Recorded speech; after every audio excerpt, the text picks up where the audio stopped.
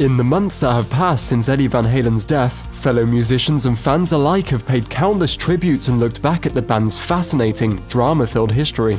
But there are several details about Eddie Van Halen that were only revealed after his death. In the days immediately following Eddie Van Halen's death, the big news was that former Van Halen singer Sammy Hagar quietly buried the hatchet with his ex-bandmate in early 2020. During an appearance on Howard Stern's Sirius XM show, he opened up about how his relationship with Van Halen had become a, quote, love fest since they got back in touch. But they didn't want to get fans' hopes up for a Van Halen reunion that was likely never going to happen. So they kept it quiet. Sadly, Hagar also talked about how Van Halen had apparently become too weak to reply to his texts during the final month of his life. He said, "He stopped responding to me a month ago, and I figured it wasn't good. I reached out one more time last week, and when he didn't respond, I figured it was a matter of time, but it came way too soon." 2 months after his interview with Stern, Hagar spoke to Variety and dropped additional information on the bittersweet reconciliation with Van Halen. According to the veteran musician, comedian George Lopez helped the two get reconnected. He was the one who gave Eddie's contact information to Hagar and informed him that the guitarist wanted to reach out. While Hagar reconciled with Van Halen, unfortunately former Van Halen bassist Michael Anthony, who last played with the band in 2004, did not.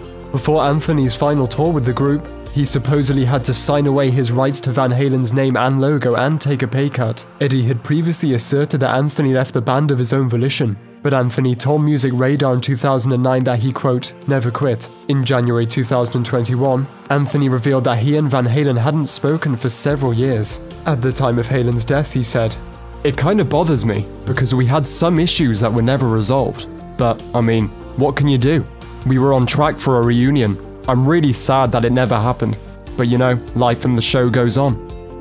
The reunion Anthony was referring to was the Kitchen Sink Tour, an endeavor that was first cooked up in 2018 by Van Halen manager Irving Azoff. There were plans for Anthony and former vocalists Hagar and Gary Cherone to perform on the tour. But the shows never took place due to Eddie Van Halen's declining health.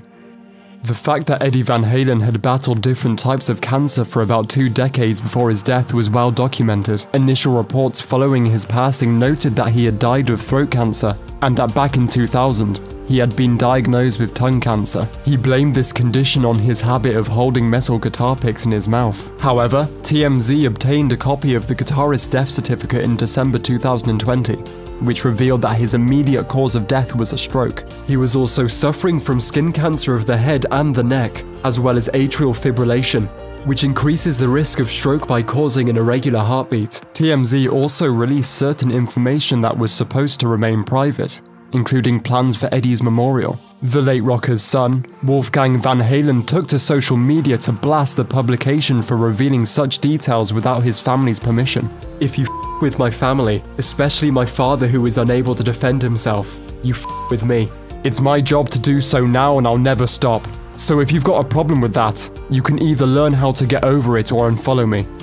Mammoth MVH became the band that Van Halen's son Wolfgang started in 2015 with some key family members in the band.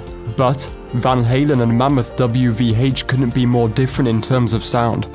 I guess I just lucked out that the music that comes from my heart doesn't sound like it's ripping off my family lineage. Still, Mammoth WVH is one of a handful of proudly old-school rock acts in an era of music dominated by genres other than rock and roll. And it's not surprising that Wolfgang Van Halen picked up quite a lot from his old man in terms of musical influence. But not too much. Wolfgang told Ultimate Classic Rock, "He never really tried to push me into any direction. I think the only thing he really introduced to me was AC/DC. The album Power Age was a big bond for us. Down Payment Blues, that was my dad's and my favorite song. But from there, I kind of developed my own taste." That own taste, he explained, included bands like the more contemporary Blink-182 and Tool. These were two bands that greatly helped the young musician learn how to play the drums as a secondary instrument to the guitar and bass. Eddie Van Halen frequently claimed that Peter Gabriel's 1986 album So was the last record he had ever purchased. Wolfgang backed it up, telling Ultimate Classic Rock that Eddie loved the album so much that it was the only one he truly insisted his son should listen to. And it looks like Wolfgang feels the same way, as he considers So to be one of his all-time favorite albums. You would think that someone like Eddie Van Halen, a rock star with such a famous guitar, would have handled his iconic axe with the utmost care. Not true at all.